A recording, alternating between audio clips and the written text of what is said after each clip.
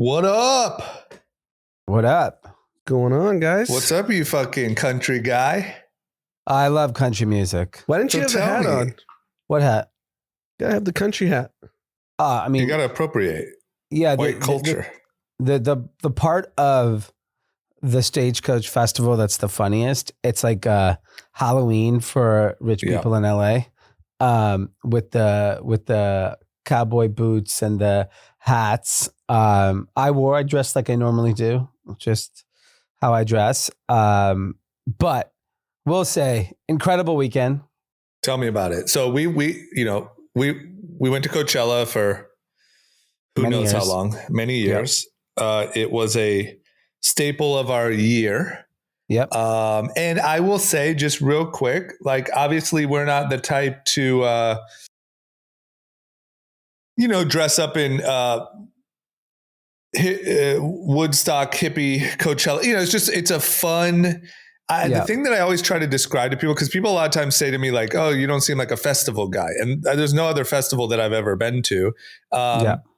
For LA residents, it's just really fun. Like the whole process of it's a quick 2-hour drive out there. We always rented houses. We had all of our friends. Even hanging out at the house was such a big thing. There's obviously a lot of parties thrown by all the LA people that we know. Everyone from LA is in Palm Springs for the weekend. So with that context, how was Stagecoach? It felt like, for me, what Coachella was 10 years ago. Really? The same. Yeah, it's like everyone's there. The same people from Coachella 10 years ago are now all at Stagecoach. How many people double dipped? I know people that triple dipped. Really? Wow. They were there for a month. I mean, if you were really balling, just getting a house in Palm Springs for the month of April would be just a really fun thing. Yeah. And by the way, like prices have dropped dramatically at Coachella. Like Coachella GA tickets ended up being like below retail when Stagecoach was not. Stagecoach GA was almost $1,000. So what's the setup? Is it similar to Coachella? So I'll back it up with a couple things. First, rented a house and brought my kids with another friend who brought his kids. So we had 5 kids at a house. Wow. And the funny thing is my friend booked the house and talking to the real estate agent and gave the list of names, for security. And then she goes, "Tell Dee he's been in this house before. He'll know what it's all about." So that was the first funny thing, was the real estate agent had seen. And then I look at my emails. She was the lady I've booked many houses with over the last 15 years. Right. So that was so funny. And it's a house that we rented before drama. And then I've also stayed with Anthony. Yeah. So great house. And obviously very different when you bring children. So our original intention was to bring the kids during the day. Fun fact, kids are free 10 and under. Right. At Stagecoach. They can't go in like the areas where their alcohol is served. Everywhere else, they can go. And so that was day one. And, we're doing the swimming pool, playing sports with them. So that's all very similar. Way less drinking, obviously, because you're with your kids. So it's hard to turn up that way. But the wind was so bad that we opted not to take our kids. It was just insanely windy and not that hot. Yeah. So it was a little bit bummer on the weather front. Right. But we get to Stagecoach, similar entrance, where the area that we usually used to enter, which would be the VIP area of the main stage, that is more like a normal entrance, and it's not technically VIP. Right. The setup is still the same. The bars, the spicy pie, everything is there, but it's not the VIP area. There are like different areas throughout the festival. Less stages. It's not as many stages as Coachella. Like there's activations everywhere, but it's just different layout. Yeah. The main stage appears to be a little bit bigger because it's where there's a lot of acts. And then there's at least small little areas where like Diplo was playing all of his artists and like small little bands were playing. Food looked like it was going to be the same. I think there was like a couple nuances, more barbecue. It's probably the same bartenders because I've seen the same guy. Yeah, it's the same people. Over a decade.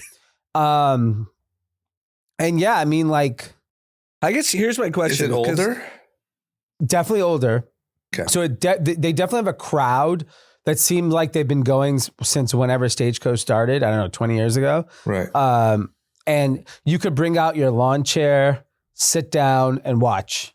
Wow. Like So, yeah, there's things like that. That was the Wow. question I was going to ask because I think the last time I went to Coachella was 21 or 22 for the day. And even with artist bands, it was unwatchable. Yeah. Even you're in the front, it's too crowded. Is it a better experience as a fan if you just want to like chill out? Yeah. I mean, I think if you want to be like up front and close, then yes, it's crowded as shit. I wasn't interested in doing that. We stayed back. I only watched three performances, but the three I watched, they were great. I didn't stand super close. I didn't want to be with the crowds. But really fun. If you're single, a lot of hot girls, basically unlimited. And I saw the Revolve team was scouting. Yeah. I mean, you have to be there. It is, everyone's there. Yeah. It is awesome. Same level. Parties are there. There's so many fucking parties.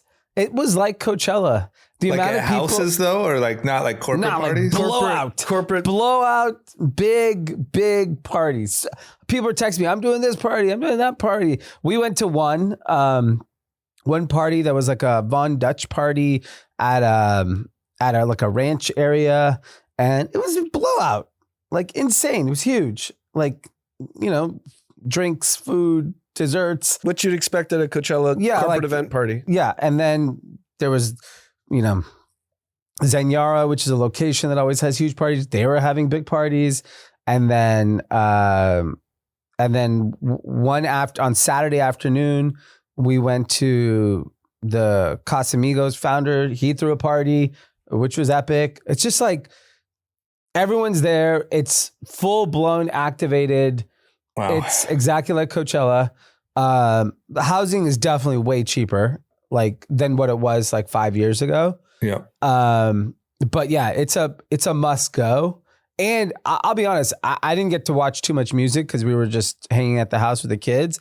But like, I only saw 3 acts. I saw Zach Bryan, which it was good. I don't really know the songs, but he was a good performer.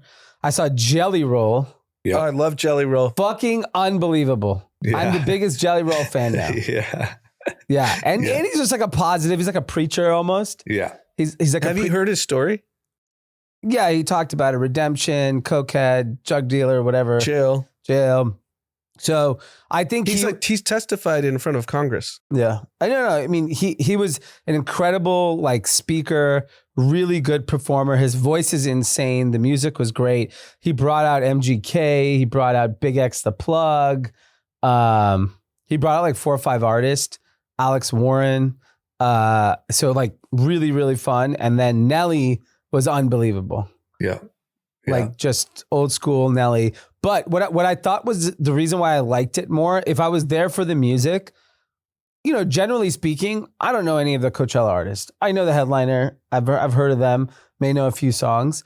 But like Stagecoach had Goo Goo Dolls, Creed, Backstreet Boys, Nelly, Shabuzi, all people. I know all their songs. Yeah. Mumford & Sons performed. Yeah. So it's not even a country festival anymore. It's just famous acts. I feel like it's country / like a little older. Yeah, I think it's country / like retro. Like what they wanted to do with like old Cella originally. But like this is it. This is the vibe. It's and you see a lot more older people walking around, you know, just like lugging their fucking lawn chairs, getting set up with like a beer and just watching the concert. Like it has a very cool vibe to it. But it's probably what Coachella was 20 years ago. Yeah, maybe probably like 10 years ago. No, it was still chaos. We were going 10 years ago. Yeah, but I don't know. But it is definitely like, clearly there's going to be demand for both festivals. Coachella will always be younger and probably air to, like, for example, Coachella would never put Backstreet Boys. Right. Or fucking Creed, probably. Right. But I bet you they both crushed it. I think Stagecoach, from what you're describing, I've never been, but it's in this sweet spot before it gets commercialized and gets bastardized like Coachella has. Yeah. Well, I mean, that's part of the, I think, charm of Coachella. People like that commercialization. It's part of the... You can't pull up a lawn chair at Coachella at any stage. No. Well, I mean, the lawn chairs are in the back. Don't get me wrong. You're not sitting anywhere close. But even in the main stage, you can't.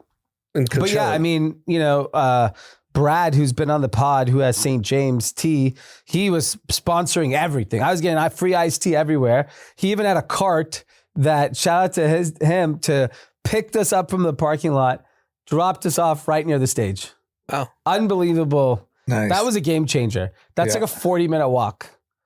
Yeah. And and then fun Saturday night, our friend, he's an aggressive parker. Like he likes to park I know who you're all talking the way in about. the front. Yeah. Yeah. Car gets towed.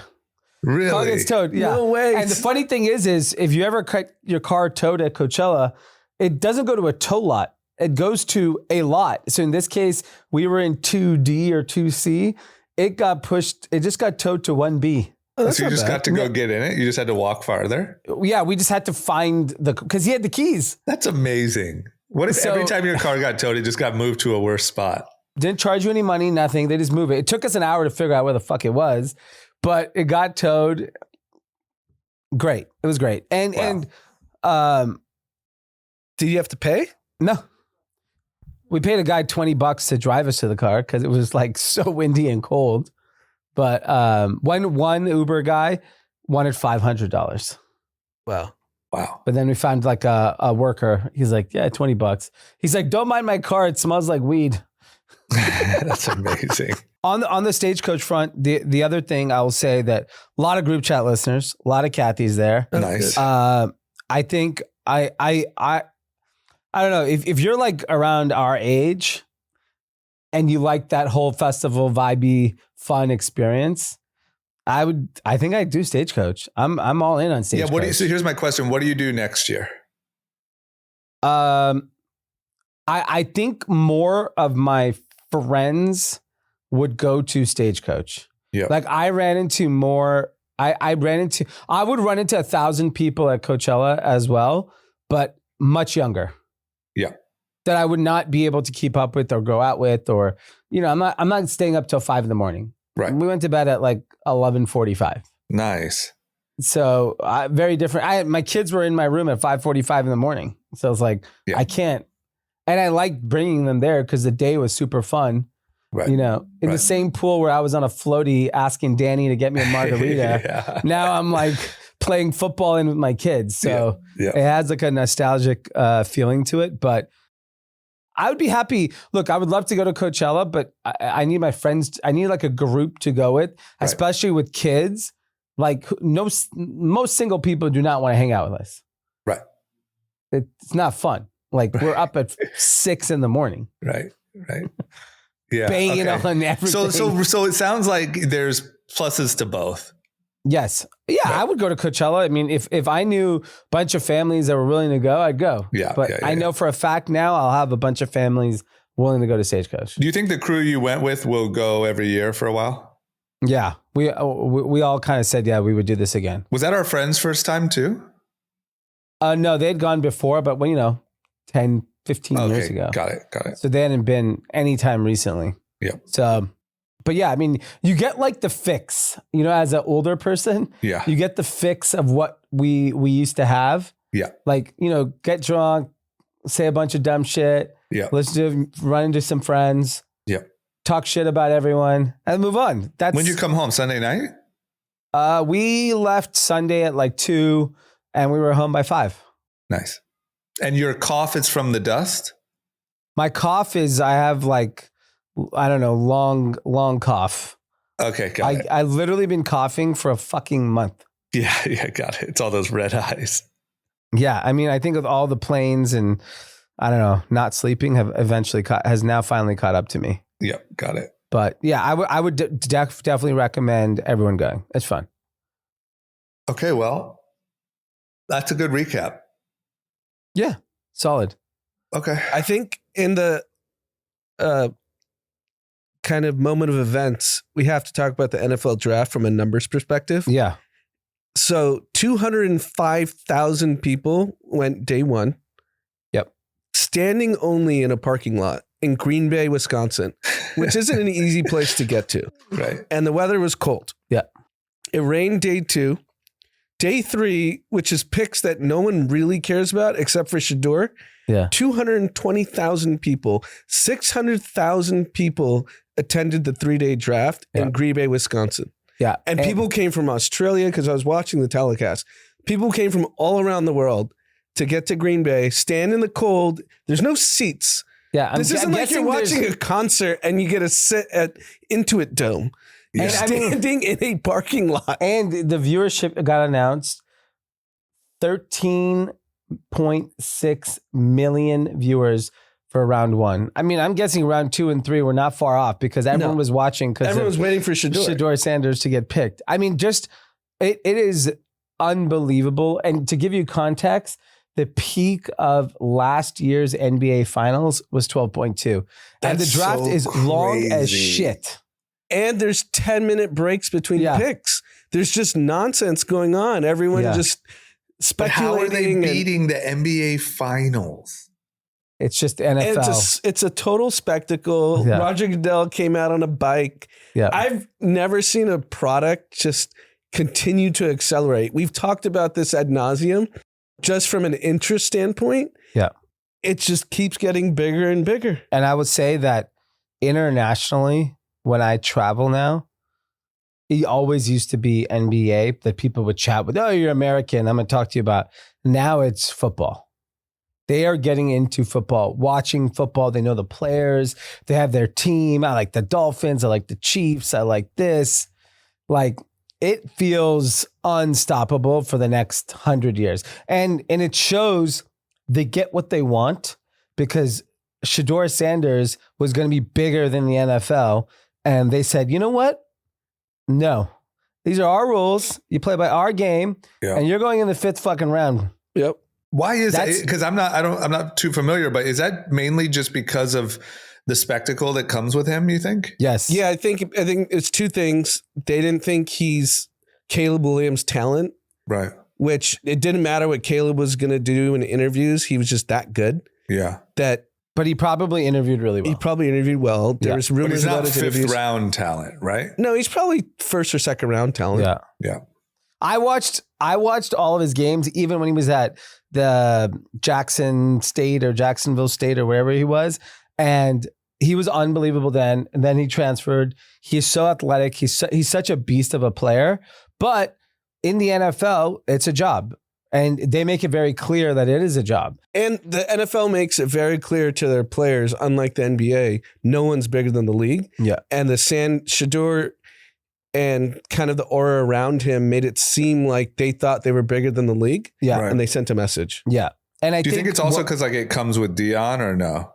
Yeah, of course. Yeah. Yeah. And I think people don't want to deal with it. I actually think it's going to end up being really good for him because he got a slice of humble pie. 5th round, when you're 5th round, you're trying to make a team. Yeah, you're not guaranteed to be on the team. No. Right. And they have 5 quarterbacks on their roster already. Yeah, at least 2 have to get and one cut. they paid $250. So like, sure they want to get rid of him, but like it's an expensive guy they paid for.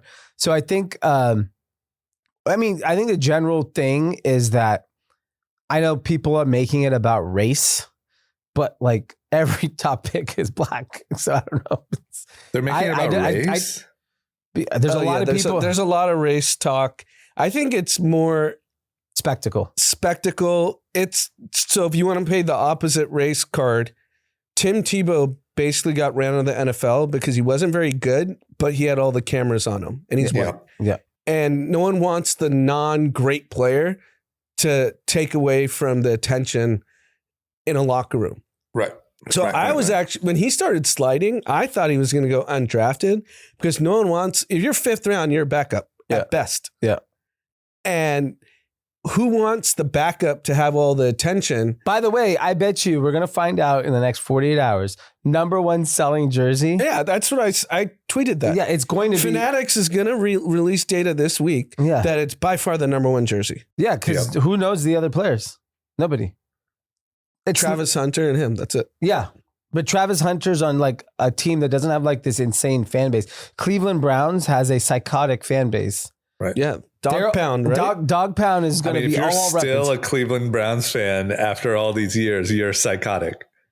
Exactly. So having said, but I think it's a really good, the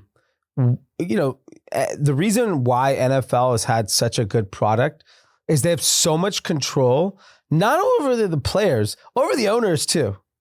They have control over everyone. Yeah, the owners cannot do what they want. I refuse to believe there wasn't a wink, wink, nod, nod. You're not drafting this guy. Yeah.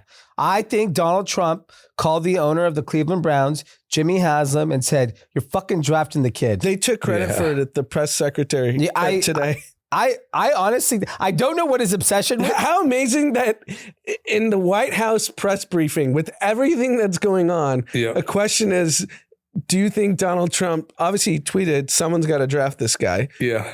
That made the press briefing. We're in this world global economic trade war. There's wars in multiple countries. Like, do you think you had an impact on Shedeur Sanders getting drafted? Okay, 13.6 million people tell you that you want to. That is a press-worthy question. Right. Well, I would say it's more people care about Shedeur Sanders and where he ended up than the fucking trade war.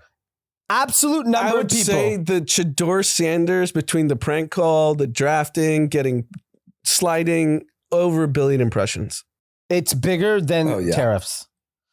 More people know about that than what the fuck is happening with tariffs. Yeah. Yeah, it's actually smart if you think about it. Like Trump is so probably, I mean, I don't know, but like he's good at inserting himself into huge moments. Yeah. You know, if 13 million people are watching it, comment on it. Yeah. And I think like just the take he had, which is contrarian to the NFL and the owners, which is like, we're not touching this guy. Right. And I actually believe Trump had something to do with it. I don't know if you saw the GM and the coach. When they picked him, they had no enthusiasm. Happy. I know. I saw that clip. That is an owner calling and saying, you're drafting. I bet you Dion and Trump are homies. And Trump goes like, call Dion. What's going on? Are you son getting drafted? He's like, nah, let me make a call. Yeah. Yeah. Yeah. I mean, even the press conference after they picked Shedeur, everyone wants to know what the GM and coach weren't that interested. No. Because they know he's bigger than the team. He's a stud. He is the attraction. I mean, and do you think they'll let them do Hard Knocks? 100%. It's Hard Knocks Cleveland Browns. Oh, everyone's going to want to see. This is the. And imagine if the last episode is him getting cut. Yeah. If he doesn't get cut, how do you think he plays?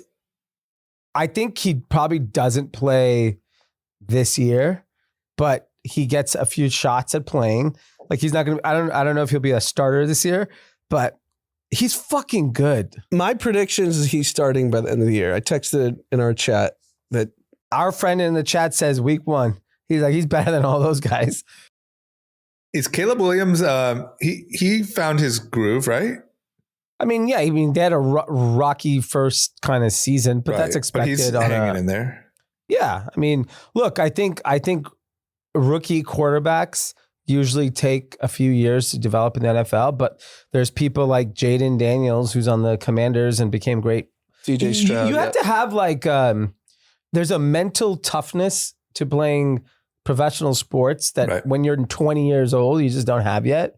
Yeah. And so they may have all the talent in the world, but like, it's a job now, you know, like you can't go to the club after every practice and game, and you can't just have fun. You have to watch film and you have to train and you have to show up at a certain time. And it's just a little bit different than it's a job. Right. And I think, but either way, great spectacle. Good for it's great for America. In the White House briefing. Yeah. I mean, I had the draft on for 3 days. Our kids who are like sports junkies, our kid and my friend's kids, they didn't want to watch the basketball playoffs. They're like, oh, put the draft on.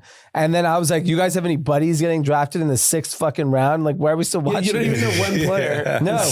But they were locked in. They were locked in. Oh, man. I imagine like the NBA must be confused. So the one thing with the NBA, it's never going to be comparable to the NFL.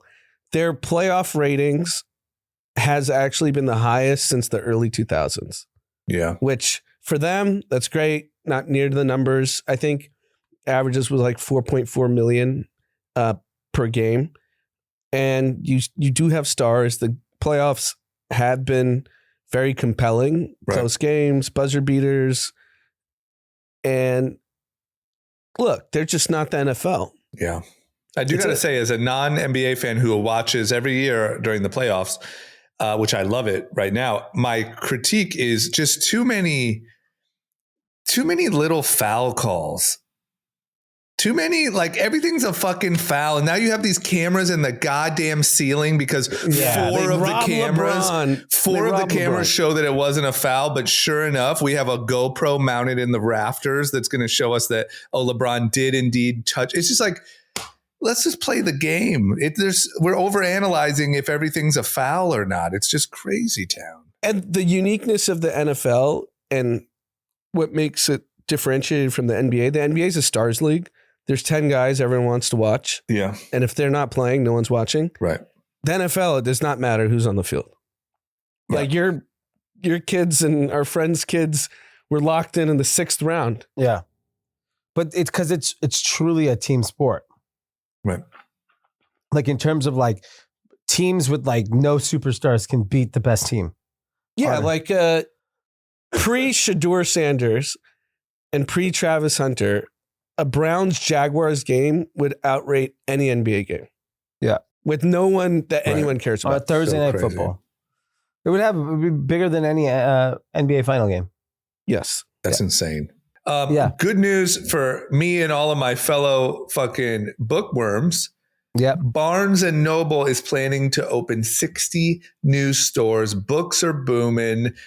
Things are moving in the right direction. We're about to have the smartest American populace ever. We're all reading. Let's go. They opened 57 stores in 2024. They're going to open up 60 stores in 2025. They have done an incredible job. I don't know if you ever go to the one in the Grove. Yeah, sometimes. It is a great fucking store. Yeah, it is. Everything, not just from just the selection of books. There's an enormous kids area of children's books, children's toys, children's games. And then they still have like CDs and they still have like vinyl and they still have like journals, culturally and relevant. And they have some toys too. Yeah, they did toys. I feel like they've done a really good job of merchandising. And I still love going inside a Barnes & Noble and just walking around. Yeah. Yeah, same. Yeah, they do good coffee shops inside of there. Yeah. Yeah. I'm bullish that as long as you offer a better experience than the past, retail will always work. Right. Plus, look, in the grand scheme of things, there's still, I don't know their total store count off the top of my head, but it's still relatively small. 60 stores isn't crazy. Like to your point, Dee, I think like there's enough people reading books or looking for any certain experience that as long as you do a really, really, really good job, you can have huge success. Yeah, it's a great story, and I'm excited that they survived. Obviously, they got annihilated by Amazon, but they still exist, and they're still a growing business, which is great. Right. Okay, here's another big one that I like the trend of. Americans are obsessed with protein. And apparently this says it's driving nutrition experts nuts. I will say in my world, not gym world, but just generally in my world, everyone's talking about protein. Even like the girls that I work with, whatever, everyone's talking about protein. I'm all about it personally. Everything now, I remember like growing up, the thing that would be on a packaging was 0 fat, right? Yep. That was like 90s. Yeah. I think And eggs are bad.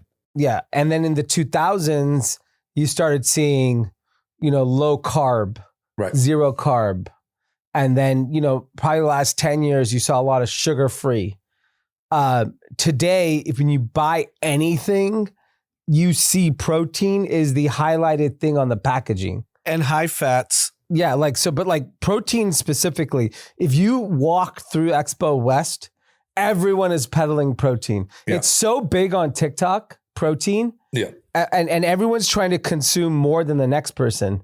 Well, it's also, I think that everyone used to associate it with like protein shakes and you're going to get jacked and you're going to be bulky and you're going to, but I think people are just realizing that it's, as far as energy.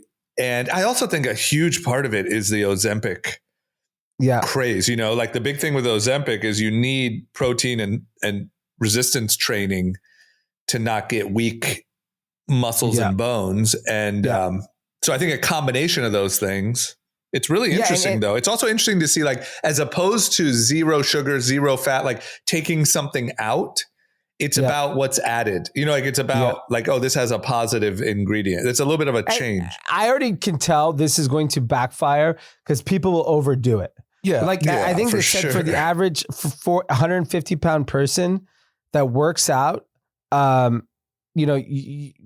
that's active, like they said 54 grams of protein a day.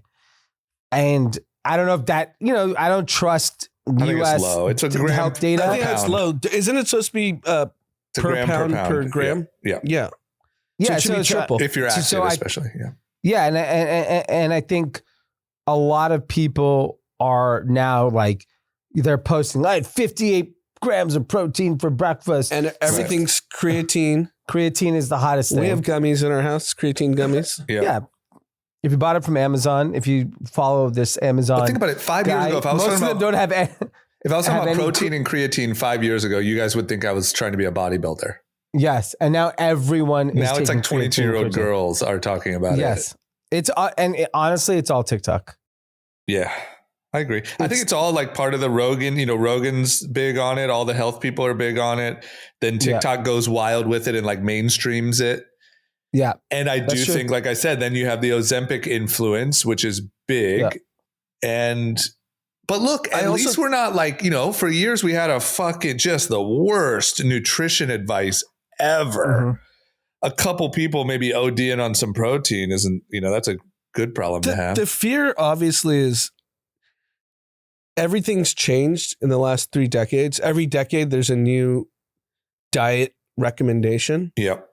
And like Dee was referencing, are we overcorrecting on this? And are there going to be downstream effects of it?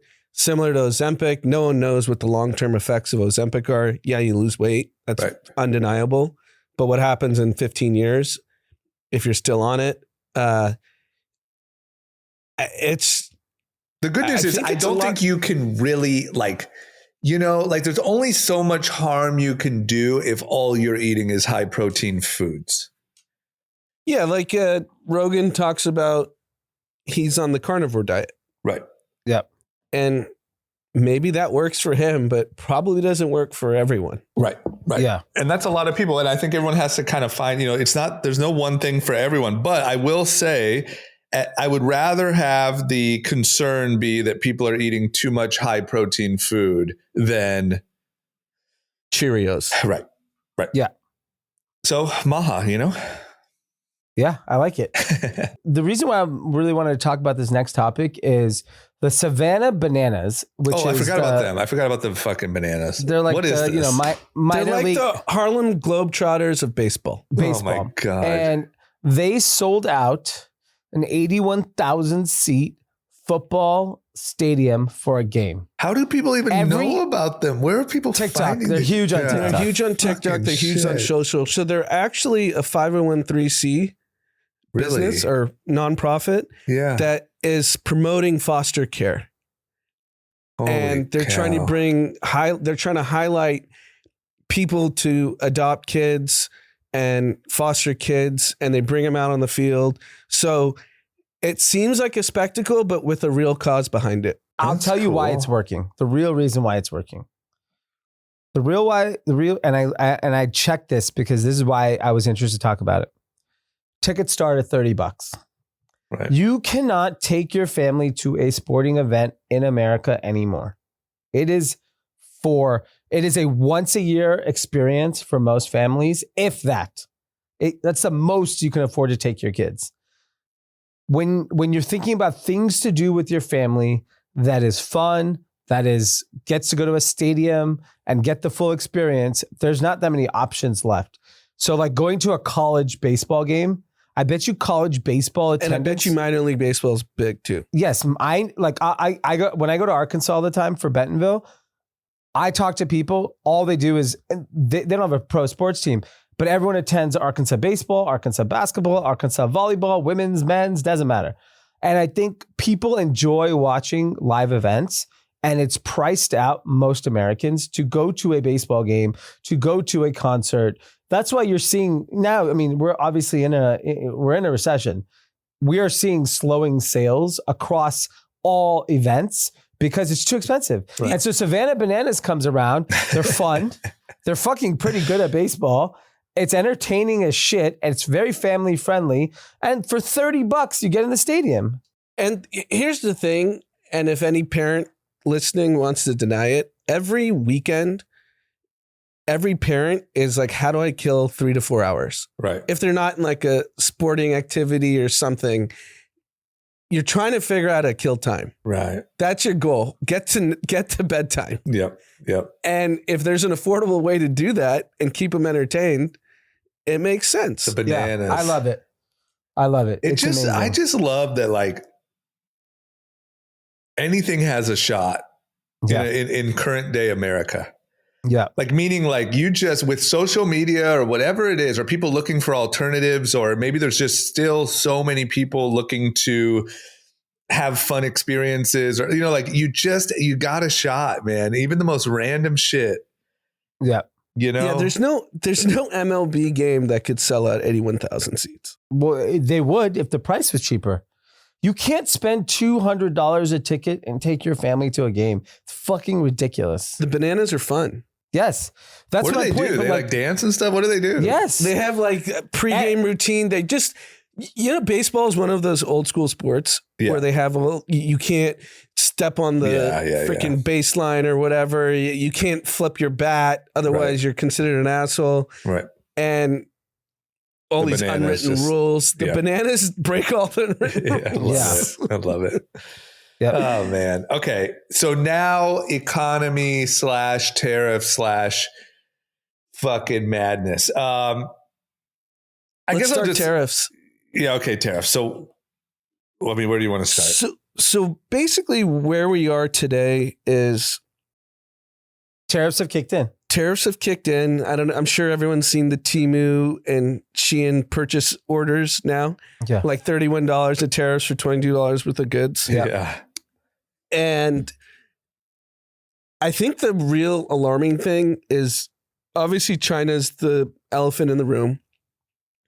Trump is saying he talks to China every day. China's saying we've never spoken to them about tariffs. Yeah. So who knows what to believe there.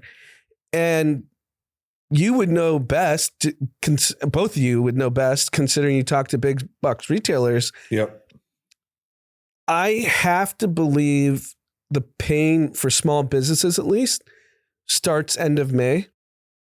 Because trade tariff deals, regardless of your view on which side you want to take, they take a long time to negotiate. The deal with China is not going to happen by end of May. Right. And us as manufacturers, before you guys obviously, and you're still a manufacturer, most small businesses don't have more than 60 days of working capital at any given time if you manufacture and import goods. Right. Given the lead time it takes to buy goods, deposits, and then if now retailers are not going to pay the price that you're importing your goods at with your margin. So I would assume small businesses start to crater by end of May. In a really meaningful way. And Besant was on CNBC today saying, I'm not afraid of empty shelves. You said last Sunday that all the big box retailers are afraid of empty shelves. Yep. So I think there's two different things. You have very smart people like Besant and Lutnick who run hedge funds. And even the all-in guys, they're all out of touch because the all-in guys, their business is backing money-losing companies with unlimited capital. Right. That's the business of venture capital. Right. They're not like what we had to do as small businesses where no one was giving us money. If we didn't have money in 2 months, we go out of business. Right. And I don't think they have the pulse of what a small business person is about to experience in 30 days. Yeah.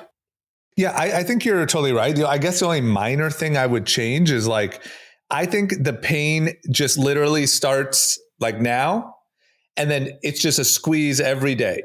So like every day is more and more of a squeeze until it ends, right? Like I think that because there's a lot of brands, think about if you're a brand, think about if you're a smaller like swim or like suntan lotion, sunscreen business.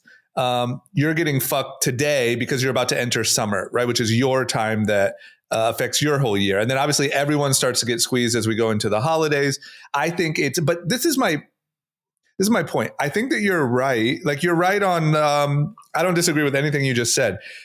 I just can't imagine that they don't flip the script like in the next week or two. It's just like to purposely completely, I mean, the damage that it will do is unfathomable. Like it will devastate not only small businesses, but big businesses. It will devastate all retail. It will completely devastate the entire economy. And I know they're saying, you got to take the short-term pain and this is for America. And I just don't think it's possible. I think the reason why I think that's probably right is because there's no reason the stock market should have gone up last week. It should have fucking cratered. Yeah. I cannot believe some of this shit went up 7-8% last week in a time where there's no certainty. So I think it's clear that like they're going to either make a deal, back off, change their tune. Otherwise the market would crater. So I think this happened 2 times in our adulthood. When Main Street hurts, the markets rip because the Fed steps in, creates liquidity in the market. Right, but the reason that this is different. The same people I mentioned are out of touch with Main Street. They know what Wall Street wants. Right. And what happens in the 2 biggest crises we've had in our adulthood, great financial crisis where people were losing their homes, people were losing everything. Right. And which created this whole like tsunami of I'm left behind, which was true. Right. The stock market had an unbelievable run from 2009 to 2020. Then COVID happened. The whole world shut down. Small businesses are fucked again. Average people are getting fucked. Stock market rips because the Fed steps in, liquidity comes. They support the bond market. That's why I think the stock market will trade sideways for sure. Yeah. Like you're going to have one up day, one down day. It's not going to crater. Yeah. Doesn't even matter if all the small businesses go out of business. It will not matter because liquidity is there. Right. My only comment on that, and I don't know, is like both of those things were like massive, sort of like systemic breakdown causing banks to like, there was no way to fix it other than to stimmy. Right. Whereas this is like a choice. This is an own goal. What? Like in soccer, own goal where you score on yourself. Exactly. Right. This is an own goal. It's a choice that you can it's not like there was no choice. I mean, there was a lot of choices, but there was no choice that you could unwind about the financial crisis or COVID like tomorrow. But this you can. And so I'm not saying that they're going to unwind it tomorrow. I'm not saying they're going to unwind it completely at all, but I couldn't see the government saying, okay, this is Trump's decision. And in order to like maintain the economy, we're going to give stimmy because it's just so fundamentally different. It's like nobody's goods are affordable anymore. Everyone's business model is broken now. Every single person. So everyone just literally went from like a regular brand to like luxury prices. It's like, oh, your entire COGS just shifted. And it's a shock that, 90% of businesses can't maintain. Yeah. And it's a choice that could, in theory, be unraveled tomorrow. So I hear you, and I'm not arguing that I think the stock market will go down. I just think, I can't stress this enough, this is just as big as 2009 or COVID, the impact and what it will look like getting deeper and deeper over the next, every day from here until, let's say, it ends. And for that reason, I think we're going to look back at it in a few months and be like, well, that shit was crazy. It felt like almost he was going to just tank the entire economy for fun. I just can't see it. So what I would say is, I think 2 weeks ago we said layoffs was the excuse phase. I think today it's the necessary phase. Right. I think what the real strategy will end up being is that when you tariff people 125, 150, 200%, and then you go back to the table and say 20%, which, by the way, 6 months ago would have been fucking asinine. People would say you're crazy. 20% is going to get a lot of fan love. And fan love for the stock market, not small businesses. No, but like the small business can stomach 20%, 100%. They're saying, the administration's saying they want to settle at 50. That's like the rumor. Okay, so yeah, obviously they have to put that so that China feels like that's where they're at. Everything today. He says to the press, he's saying to China. Yeah, it's a game. It's the same way China said, we haven't talked to anyone in the administration, but since like we're talking to all departments of the Chinese government right now. Who's telling the truth? I have no idea. Well, right. I'm not trusting China, who fucking steal all our data, all our IP, and all our information. I'm going to trust the Treasury Secretary of the United States. That's how I'm American. I'm not supposed to trust someone that's not in. But in a negotiation, you have to be like, who's telling the truth? Right. And we don't know. The only thing I'm betting on is I just don't think, look, if you look back at Trump's entire record, I'm not saying he's a genius. I'm not saying anything I'm not saying, but I am saying there's been a lot of fear around Trump and about what he's going to do. And he's going to send everyone and lock everyone up and he's going to deport everyone. But like, he's not. Like, this would be so insane. It would be purposely causing the 2009 financial crisis. And there's no record to show that he is capable of doing that. I think he's negotiating insanely hard. I think it's mind blowing how far he's willing to go. And I am hoping that in like 2 weeks or a month, we are like, wow, that felt crazy for a minute. And now we're all good. I mean, just even in our own Discord, people are getting laid off.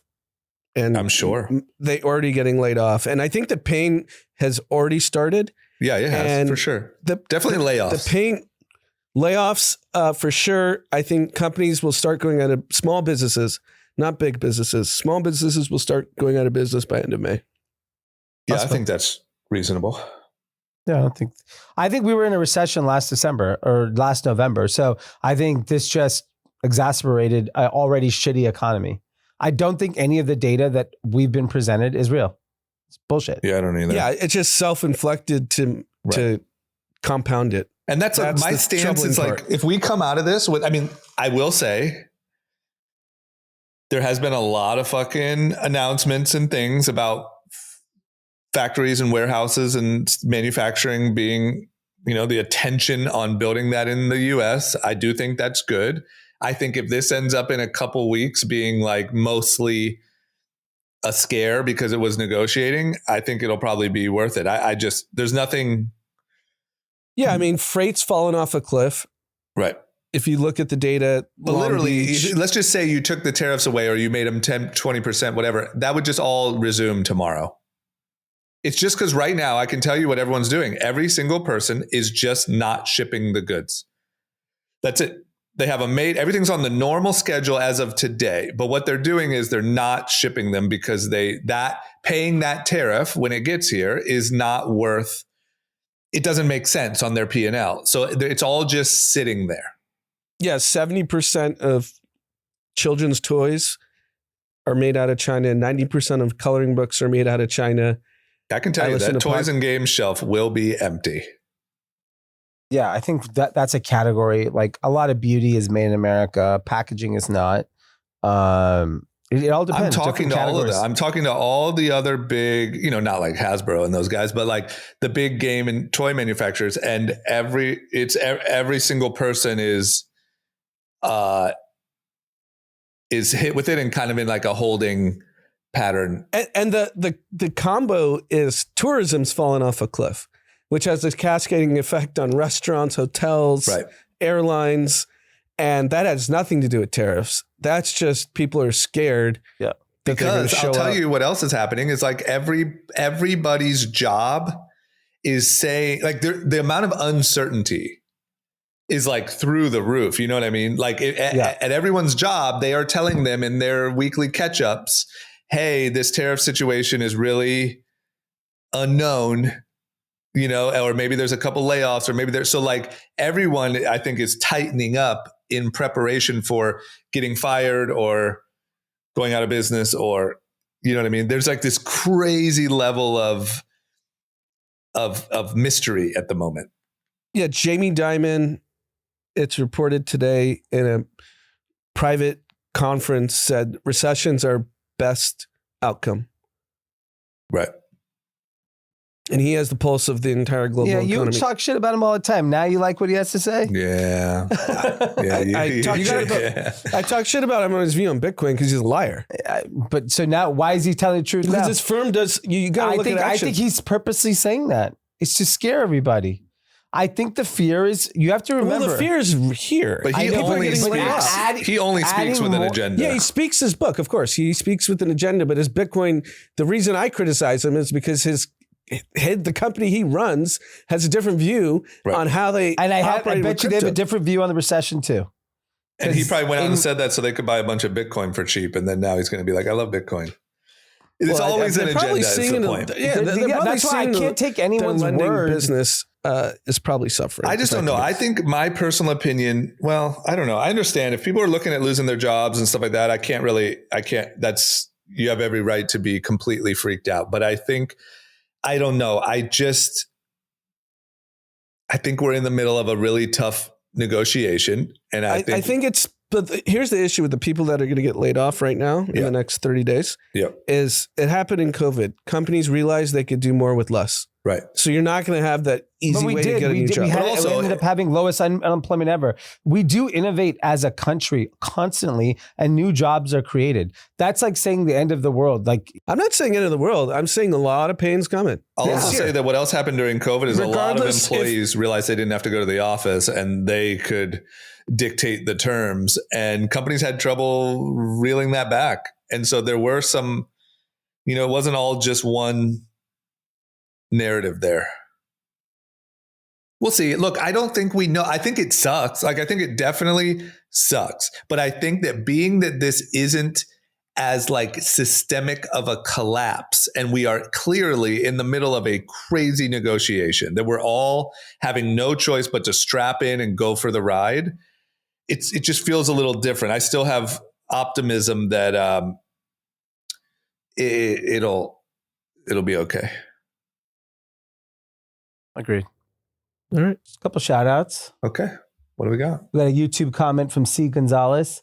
Only reason drama sits in the middle is because he can stop whichever brother decides to beat each other's ass. That's right. That's accurate. A good one. From Zach. Shout out to the group chat team for always killing and putting on great shows week after week. Wanted to share an interesting topic for the show. Look how much the Mormon Church is worth, and their investment arm, Ensign Peak Advisors. No shade toward my LDS brothers. These dudes can bring in the cash.